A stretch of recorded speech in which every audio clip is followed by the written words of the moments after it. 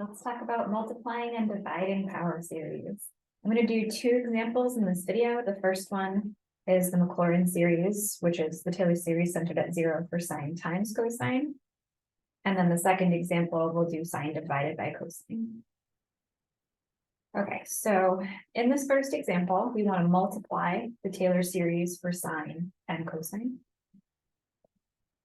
So I'm going to go to my list of important Maclaurin series that we are having memorized.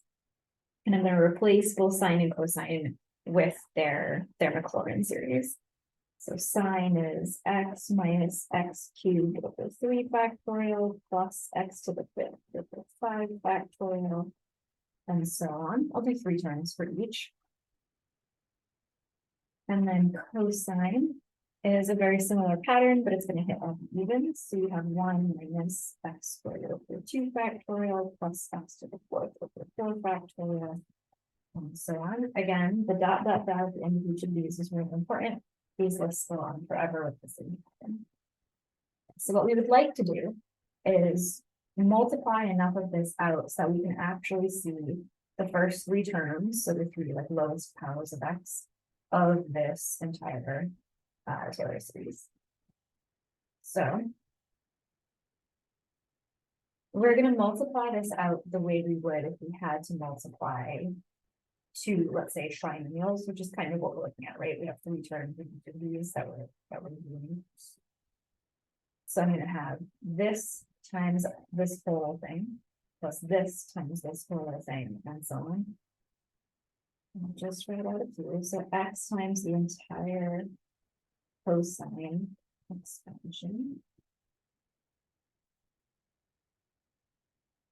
And then the next term in front of the same cosine expansion.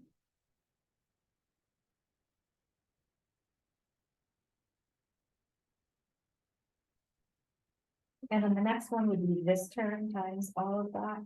And let me show just the beginning of that. Let's see how much I can fit on my page here. So plus x to the 5th over 4.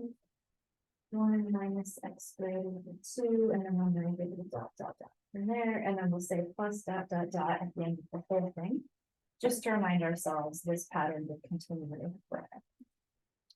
All right, so it seems like we've made things much worse, but what we're able to do now that it's written this way is distribute just enough so that we can see the lowest powers of x terms. Everything else will kind of absorb into the top.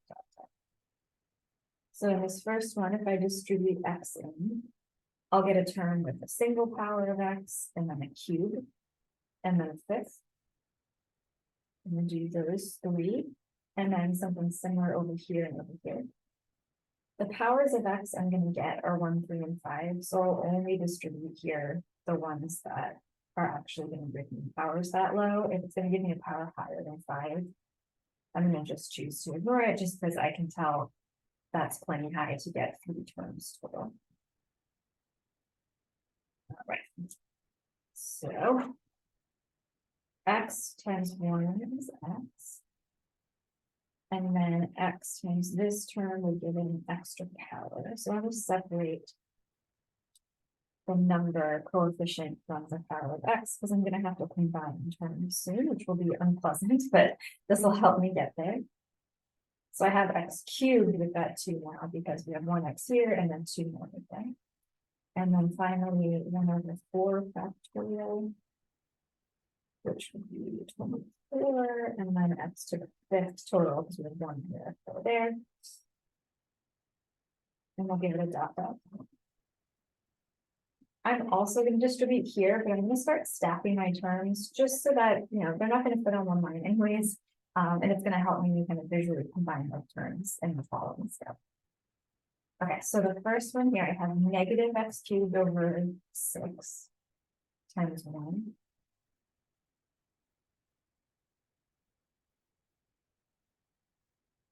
So I'm going to stack it under the x cubed term that was already there. So x cubed from here.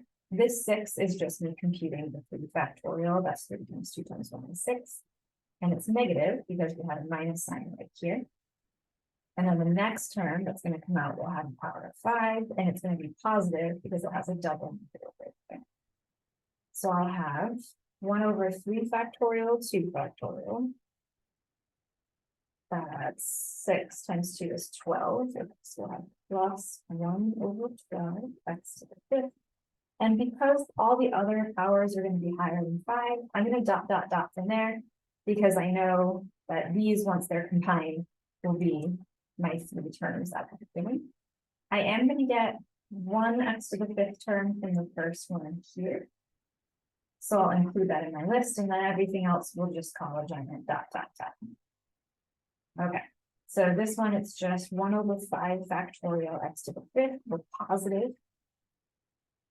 And what is 5 factorial? 1/120. Okay, so this would be plus 1/120 x to the 5th. All right, so my mission from here is to combine like terms. These numbers are not great, but we'll see what we can do. All right, so there's only one x term at least, so that one's done. For x cubed, we need to combine, why don't we do scratch work on this side? We need to combine -1/2 and -6. That the common denominator is 6, so this is -3/6. Minus 1/6 is -4/6, so I'll say -2/3 for that coefficient.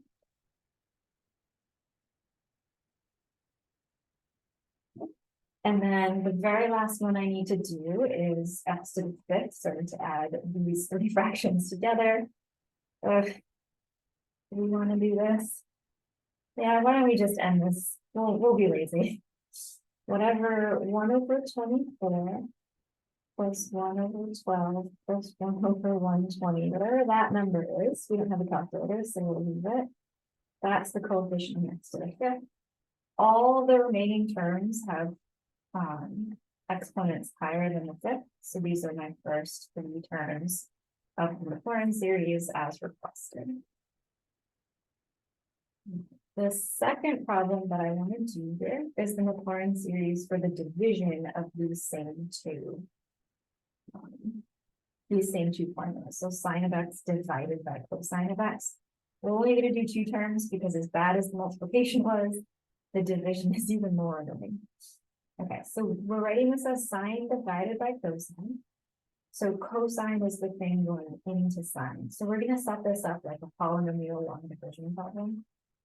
This is going to be the cosine expansion divided into the sine expansion.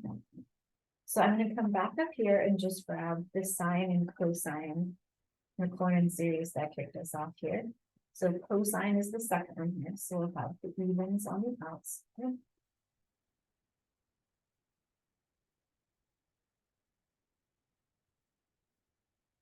Three terms is more than enough. And then they're divided into the sine of x expansion, which is my comments.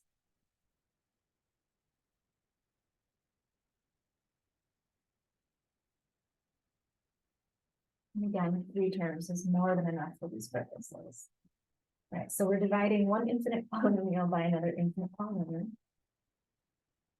And we're gonna attack this the same way that we would if those dots weren't there. So when we're doing polynomial long division, we focus at one time only on the first term of each. So here we've got a 1 and an x. So I think, what does this 1 need to multiply by to match this x? And the answer to that question is x, right? 1 times x would have these match. So I'm going to put that x that I've decided up top. And what I want to do is multiply this x through this whole power series here. It's the first 3 terms that I see. And then subtract that from what we have over here. Okay, so x times 1 is x. And then we have minus x times all of this. So that's why don't we dot it from here, because we're not going to need the rest of it. And I'm subtracting it. Okay, so x minus x perfectly cancels by design, so we have nothing here. This here is negative 1/6. Again, the 6 is 3 times 2 times 1. Negative 1/6 plus 1/2 is the coefficient on x cubed. Now I'll structure it. So negative 1/6 plus 1/2. So the common denominator, 1/6. We'll get 2/6, which is 1/3, which is coefficient. So 1/3 x cubed plus, I'm just gonna go dot, dot, dot there. These are x to the 5th terms and higher. We're only shooting for the first 2 terms, so this is gonna end in the next step then. So to continue this problem, we're gonna disregard this x. And now we're thinking about the first term down here. This is the only term from all of this that actually matters, for this moment at least. So say, okay, what does 1 need to multiply by to be 1/3 x cubed? Well, that would be 1/3 x cubed. So that fills in, and say positive 1/3 x cubed. So I'm building my answer up top. So then if we needed more terms, let's say they requested the first 3 terms, we would take this and repeat the process. So we'll do this times all of this distributed in. We would write that down here and then subtract it down here and start the process all over again. Because we only needed the first 2, my answer is right there.